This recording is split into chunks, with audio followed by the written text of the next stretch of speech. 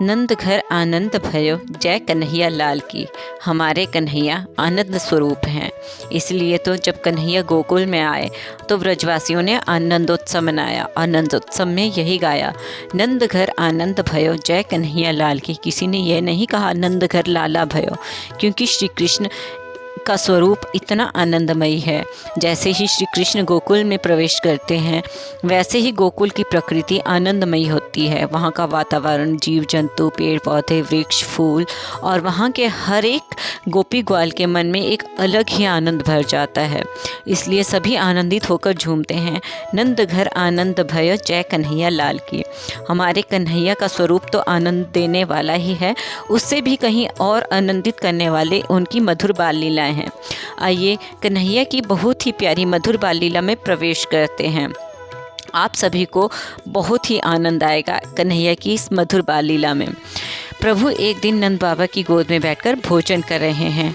मैया यशोदा सुंदर थाली में 56 भोग से जाकर लाई है, लेकिन प्रभु चुपचाप भोजन नहीं करते हैं, क्योंकि नटखट हैं, न कुछ तो बोलते ही रहते हैं। एक और बाल कृष्ण बैठे हैं बाबा की गोदी में, एक और बलराम जी। थाली सज गई है। ब्रजरानी यशोदा रसोई के द्वार पर खड़ी खड़ी निहार रही है। मेरो लाला खावेगो तो मैं दूर से देखूंगी, आरोगने जा रही है। ब्रज के संतों ने इन लीलाओं को गाया कि जेवत श्याम नंदजू की कन्या, जेवत श्याम नंदजू की कन्या, कछु खावत कछु धरने गिरावत। कुछ खा रहे हैं और कुछ नीचे गिरा रहे हैं। कछु खावत कछु नीचे गिरावत, छवि निरखत बाबा नंदजू की रनिया। जेवत श्याम नंदजू की कन्या, जेवत श्याम नंदजू की कन्या। थोड़ा सा खाते हैं, थोड़ा सा नीचे गिराते हैं। मैया देख देख कर आनंदित होती है, हाय रो मेरा लाला खा रहा है। और भगवान बीच बीच में खाते खाते पूछते जाते हैं, बाबा यह वस्तु को क्या नाम है, या ते कहा कहवे, ये कौन सी वस्तु है। बाबा जब तक बताओगे ना तब तक मैं खाऊंगो ना। नहीं तो बाबा ने कह दिया, बेटा कन्हैया या को नाम है रामचक्रा। का नाम है रामचक्रा। अब तो महाराज मचल गए प्रभु और बोले, बाबा अब आओ खाओ, दाओ भैया खाए, मैं क्यों खाऊं, मैं नहीं खाऊंगा। तो बाबा ने पूछा, लाला क्या बात हो गई, मैंने तो वस्तु को नाम बोलो तो है कि रामचक्रा, तू नाराज क्यों हो गयो। भगवान बोले, मोकू लगे हैं आप दाऊ भैया ते ज़्यादा प्यार करो हो, आपने खावे की चीज़ में भी दाऊ भैया का नाम धर दिया रामचक्रा। बोले खाने की वस्तु को नाम भी दाऊ भैया के नाम पर धर दियो। बाबा जब तक मेरे नाम की मोको वस्तु नहीं दिखाओगे तब तक भोजन नहीं करूँगा मैं। कहाँ है मेरे नाम का कछु नहीं।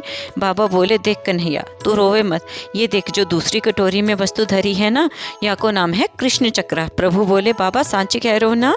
बाबा बोले, बिल्कुल सांची, या को नाम है कृष्ण चक्रा। अब तो ठाकुर जी प्रसन्न हो गए और उठाकर खाने लगे। अब आप सोच रहे होंगे राम चक्र और कृष्ण चक्र क्या है।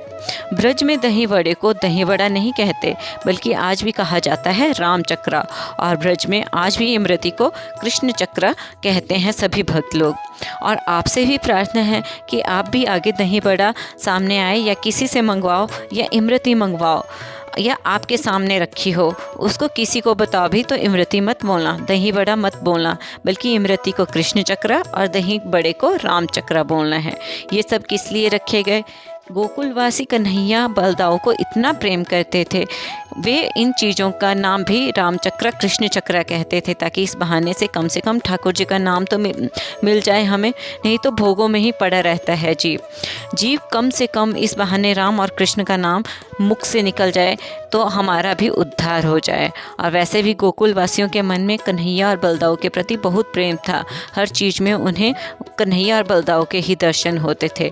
तो आज भी वहाँ का भाव यही है, वो दही बड़े को रामचक्र और इमरती को कृष्ण चक्र के नाम से बोलते हैं। तो ऐसी ऐसी मधुर लीलाएं करते हैं हमारे ठाकुर जी। भक्तों, आपको इस बाल लीला में आनंद अवश्य आया होगा। देवता भी आनंदित हो रहे हैं ठाकुर जी की ऐसी लीलाएं देखकर और रो पड़ते हैं, कहते हैं कि प्यारे ऐसा सुख तो स्वप्न में भी हमको नहीं मिला जो इन ब्रजवासियों को मिल रहा है। तो आगे यदि जन्म देना, ब्रजवासियों के घर का नौकर ही बना देना, यदि हम इनकी सेवा भी करेंगे तब भी धन्य हो जाएंगे। भक्तों, यदि आपको कन्हैया की यह लीला अच्छी लगी तो कृपया इस वीडियो को लाइक करें, शेयर करें और हमारे चैनल को सब्सक्राइब करें। जय श्री राधे, जय श्री कृष्ण।